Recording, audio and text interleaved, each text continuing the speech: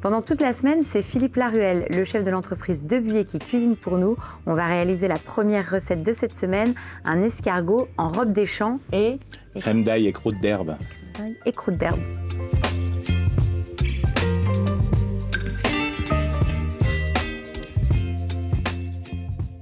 Donc là, c'est simplement, c'est quelque chose de vraiment très simple. On prend juste du persil. Oui. Alors, plutôt du persil plat, moi j'aime bien parce que... Oui, pas du frisé, c'est vrai que c'est un peu plus... Ben, le frisé, c'est plus pour les marinades parce qu'il va mettre plus longtemps à donner son goût. Donc là, je le concasse juste un petit peu. D'accord. Ensuite, pareil, tu vas couper... Donc là, je vais prendre, donc, suivant son goût, hein, si on aime plus ou moins, 1 ou 2 gousses d'ail. Oui. Que je vais dégermer parce que c'est de l'ail d'hiver. Hein. Quand c'est de l'ail frais, on n'a pas besoin de le dégermer. Mais si on n'enlève pas le germe, ce sera beaucoup moins digeste. Je vais le concasser un tout petit peu également. D'accord. En fait, là, tu réalises un beurre d'escargot, on va dire ça. Voilà. Je sais pas, c'est ça, c'est un peu les... L'idée, c'est le beurre d'escargot, mais dans lequel on va rajouter de la mie de pain fraîche. D'accord. Pour avoir une vraie croûte. Voilà. L'ail, c'est bon, voilà, il est concassé. Là, et là, je prends juste de la mie de pain sans croûte que je vais juste couper en petits morceaux, comme ça. D'accord. Donc là, les proportions à peu près, hein, on va pour une douzaine d'escargots, on va dire. D'accord. J'ai pris 80 grammes de mie de pain fraîche. Oui. Alors j'ai une question, là, tu as pris de la mie de pain fraîche, mais on peut pas prendre du vieux pain? Non, ça va pas... parce que s'il est sec, il ne va pas faire de la belle croûte. D'accord. C'est pas de la chapelure qu'on veut, c'est une croûte qui va fondre légèrement.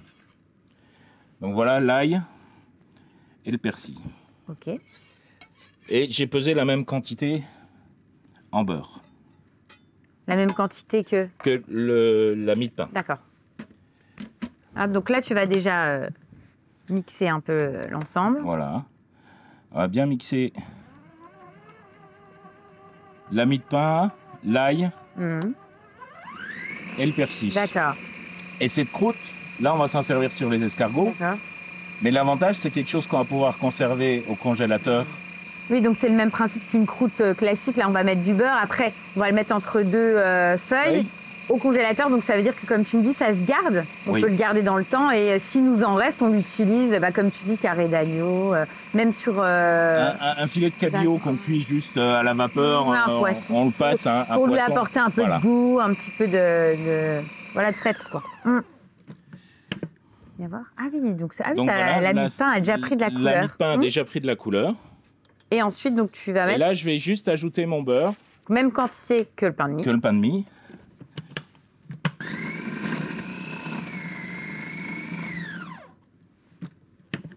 Donc là, c'est bon. Tu vas le mettre entre... c'est mixé, on a une belle couleur. De papier sulfurisé. Je vais débarrasser sur ma feuille de papier. Donc ça veut dire que, bien évidemment, comme ça doit figer, on la prépare avant. Minimum 1 heure, mais ça peut être... Oui, on prépare le matin pour le midi ou... Voilà. Vas-y. On va l'étaler sur une épaisseur de 4-5 mm à peu près. Oui, l'idée, c'est d'avoir quand même quelque chose d'assez fin. Voilà. Mais quand même un petit peu de matière. Hein. Alors c'est marrant, dès qu'on fait de l'ail et du persil, tout le monde dit on n'a pas fait du beurre d'escargot. Non, on a fait de l'ail et du persil. Mais là, le principe, c'est le beurre d'escargot quand même. Hein. L'idée, c'est que ça... Ah bah c'est tout de suite un marqueur qui est fort en même temps. L'association ail-persil. Et donc après, hop. Je plie juste. Voilà, et puis tu vas utiliser le rouleau pour vraiment bien étaler et avoir quelque chose de régulier. Donc ça, on le réserve, hein? On va le mettre au réfrigérateur ou si on est pressé, au congélateur. D'accord. Donc là, on a la crème d'ail, hein, c'est ça? Voilà, je l'ai préparée un petit peu à l'avance. J'ai simplement mis de la crème liquide, de la crème fleurette. Oui. J'ai mis à peu près une demi-tête d'ail pour 1 demi-litre de crème. Et on va le laisser réduire. Donc là, je vais la passer au chinois. D'accord. C'est pas une obligation. Tu vas la chinoiser. Je vais la chinoiser. Elle sera prête à être utilisée. Il faudra juste rectifier l'assaisonnement de sel et de poivre. Oui, parce que là, tu n'as pas du tout assaisonné. Hein. Quand on a une réduction, on ne va pas assaisonner au départ, sinon on concentre aussi la réduction et à la fin, souvent, on a des surprises. C'est trop salé. Donc là, la crème d'ail, c'est bon? Hein, oui. On va la laisser sur le chaud et on va s'occuper de nos pommes de terre. Donc, pommes de terre que tu as déjà cuit en robe des champs. Voilà, tout à fait. Tu as pris une variété en particulier ou t'en as une à me conseiller? Des petites grenailles. Oui. J'aime bien la Charlotte parce qu'elle reste, elle reste quand même ferme, bien qu'elle soit cuite. Avec une chair jaune, des pommes de terre à chair jaune. Comme ça, elle reste ferme, bien que cuite. Oui, parce que l'idée, c'est vraiment qu'elle parte pas en purée, quoi. Ça va être notre contenant, c'est ça? Voilà, ça va être notre contenant. Donc là, elles sont encore un petit peu tièdes. Là, on va se les couper en deux. Oui. Puis chacune va couper un peu le pied pour qu'elles tiennent bien debout. Et après... Donc là, avec une cuillère à pomme parisienne ou alors ce petit outil de chez Debuyer, bien évidemment. Tu creuses. Je vais creuser délicatement ma pomme de terre. Et donc, il faut faire attention... De pas trop l'exploser, ouais. Ça, et au niveau de la cuisson, il faut vraiment être... finalement, je dirais le plus complexe dans cette recette-là, c'est ça. C'est la cuisson de la pomme. C'est maîtriser la cuisson de la pomme de terre pour qu'elle soit finalement cuite, mais pas trop non plus pour pouvoir glisser ton escargot dedans et pouvoir la creuser facilement. Donc là, je vais mettre déjà un tout petit peu de crème d'ail dans chaque pomme de terre. Oui. Ensuite, suivant la grosseur de la pomme de terre, suivant le trou, la grosseur de nos escargots, on va... Ah, tu vas... on peut les ajuster parce que là, c'est des mastocs. Hein. C'est de l'escargot de compétition là, que tu as pris. Du...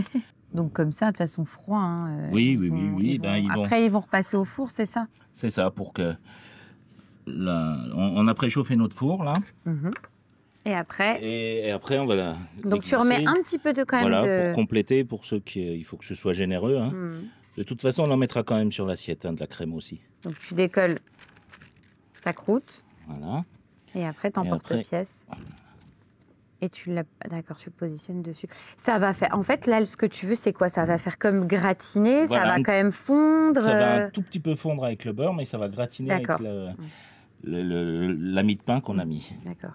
Enfin, on est vraiment dans un amuse-bouche qui peut même, aux périodes de fête, super bien fonctionner. Hein. Ah oui. Et là, donc, four préchauffé à 230. D'accord. On va les glisser dedans.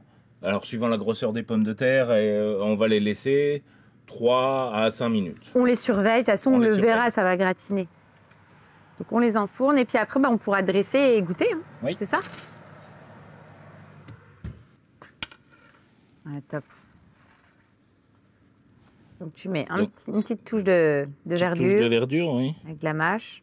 Ensuite, tu mets un tout petit peu de crème d'ail. Un petit peu de crème d'ail au milieu. Alors on peut s'amuser en saison avec une petite salade d'herbes et tout ça, mais là, on est quand même encore en hiver. Oui, donc voilà, on peut en mettre un, deux. Oui, voilà, on est sur format amuse-bouche. Mais là, on est sur un format amuse-bouche, donc voilà. Eh bien, on va goûter. Bon, on y va, on goûte. On y va. Bon, moi, je le coupe, hein. Parce que c'est quand même de l'amuse-bouche. C'est trop bon. C'est trop bon parce que, en fait, ce qui est sympa, c'est que tu as les marqueurs de l'escargot, de la cassolette d'escargot, etc. Mais je trouve ça encore meilleur parce que l'association avec la pomme de terre, il y a vraiment ce côté gourmand. Oui. Et comme tu disais, je trouve que c'est moins riche. Enfin, j'ai cette sensation, en tout cas, d'avoir quelque chose d'un peu moins lourd, un peu moins gras, quoi. Tout aussi calorique, mais moins riche. Non, c'est vraiment top. Et c'est sympa, cette idée de petit contenant, c'est top. Je valide. Merci, Valentine. On fait quoi ensuite, chef? Alors, on va faire une petite frivolité de trucs fumés avec une crème Réfort.